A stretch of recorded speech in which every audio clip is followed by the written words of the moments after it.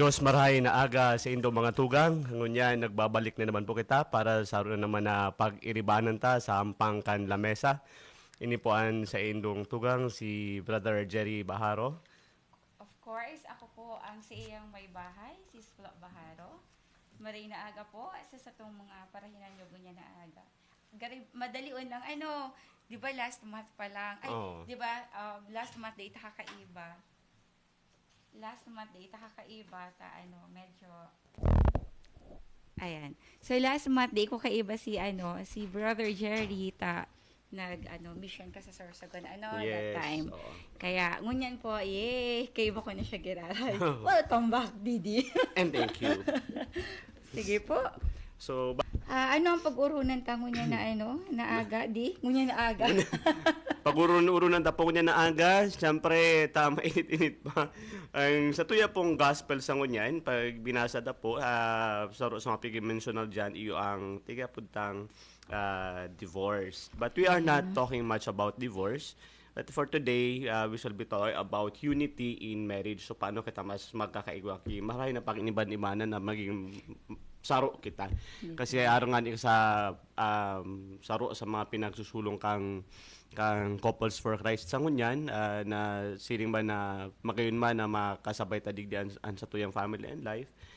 Ining pamilya ay pagtibayin, wag sana nating wasakin. So, we are approaching it from the positive aspect na mas mahalaga yung pagbibilog ng pamilya, pagkakasaro sa pamilya, kaysa pag-urunan taang Unity. pagbuburulagan kan pamilya. So, mas ngunyan na andaw, mas pinagmamutanan sa tuyang pag-ulay-ulayan, pagkasaro, unity in marriage, no? Pagkasaro kang mag-inalaguman. So, inot na yung ma-mentionar ba sa ngunyan na panahon, medyo mapagal-pagal talaga pag-urunan ang unity, lalong-lalo na yung kata sa kapanahonan na mas prioridad ang pigapod ng individualism, no? Kanya-kanya.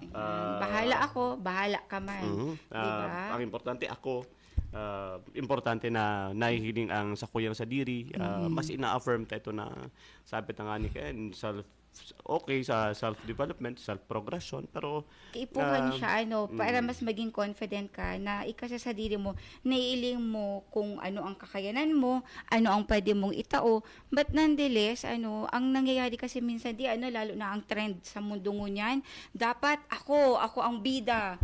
Diba? Yes. Ako ang bida-bida. Ako ang bida. Bida-bida. Ako ang bida-bida. Ako ang bida-bida. Gusto kang gabos bida-bida permi, diba? And even ang makamunduon po kayo niya, we see this everywhere. We see this in the workplace. We see this in the community. And the most na pinakamamundo is we see this even inside the family. Imagine, mag-agum. Mag-agum na sanang mag-agum. Nagkukompetensya pa. Pero diba? sabi sa bagay ni Father Rex, marilaman ko ang pagkompetensya na sa mas mapinasensya, mas mapinadaba. Sa homily niya kasi bago kami nag-ali sa harong, sabi niya, maray ko ang kompetensya da, so mas ka maray masisay, mas mapinadaba, mas mapasensya, maray ko akong arokaan, pero aram ta po ang totoo sa ngunyan, ang kompetensya isisay ang mas matibay, sisay ang mas nag-earn kidakol, sisay ang mas puro sa sanad, even sa magturugang. Diba?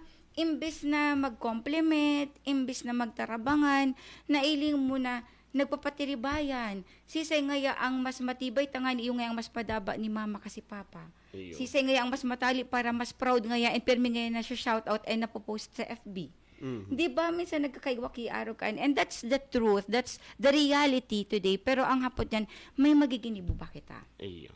Diba? Importante yun yan. Pero segue ko lang kidita, no? Kaya medyo na-appreciate ko ang ginigibo kang DepEd kan sa tuyang eskwelahan na ang sa tuyang sistema kang pag-appreciate kang mga ginibuan kan sa tuyang estudyante bako na sa top 5. Ay, oo, iyo. So, ang sa imo ginigibo is to excel and you will be recognized. So sa diri mo na lang, sabi nga ni, you compete not with anybody else, but so sa diri mo lang, hanggang sa ang kaya mong itao. Yeah, tama man. Yan. So, balikan tagiraray. Sige po. So, balikan tagiraray. So, pagkasararo sa satuyang pamilya, paano daw ang mga pamamaagi? May mga pamamaraan ba para makontra ta or ma-avoid ta or makorektar ta, no?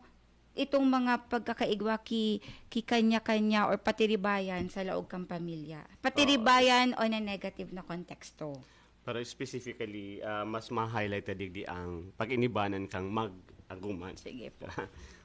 So, okay. Sige. So, sabi sa tuya, na ining sa tuyang pangapuday na kita magkasararo, bako lang ini basta-basta kasi pag binalikan ta ang sa tuyang gospel sa ngunyan, iyo man ini ang sinasabi kan sa tuyang mahal na Diyos.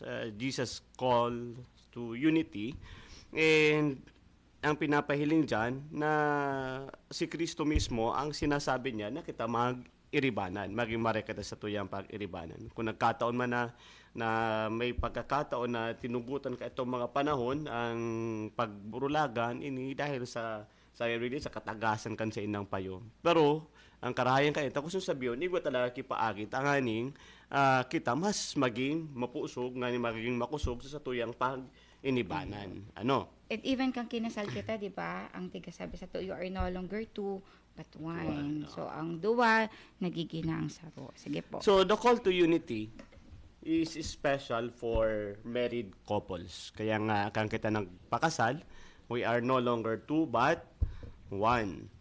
So, the two individuals become one flesh. Naging saro na sa nakita. Kang kita nanumpa, sinasabi ta na itatauta ang bilog sa satuyang agom. Kaya nga nibigla ka ta dyan mahapot, permi, pag pinadaba mo an sa imong agom, permi ka kayan dapat 100% na pagpapadaba. Kaya, kung marumduman mo, pag nagapot kita, dapat ngaya, pag nagpadabag ka, magtada ka man niya kidiit sa imong sa diri, sa ururo na yan, pero mga simbago ka yan, gari mapagalihan. Tapang nagsabi ka magtada ka kidiit sa imo sa diri, pag naghiling ka sa mga gabos-gabos na pwede mong itada, ano ang sa imong itatada? Kaya pag namuot ka sa imong agom, nagsabi kang yes I do, and till death do us part, and in sickness and in health, for richer or for poorer. So gusto sabihin kan tinatao mo an sa imong sa diri nin bilog 100%. Warang duwa-duwa, warang tada-tada sa imong sa diri. Nata, gusto sabihin paano, saro na ka mo. So sa imong agom, kasabay mo na, pag tinaw mo sa iyang bilog, wara makimawara sa imo, wara kimababawas, kasi kamo saro. Diba? Talagang habang nagatarampa, talagang tiga-absorb ko gabasaya. Kasi minsan po hindi po talaga agom ko pag siya nagataram, talagang all ears ako pero because I have always believed in the wisdom that he has. No, and for me that's really a gift. It's a gift, kaya pati talaga ako habang nagataram siya, nakailing talaga ako, and I was really listening intently to him. So ang pagkakaigwa kay unity talaga yan ang sugo kang mahal na Diyos sa satuya. When we entered into marriage, talaga po na ang tugon sa satuya bilang mag-agum is to be one and magkaigwa kitang unity, a harmonious relationship sa satuyang pag-inibanan.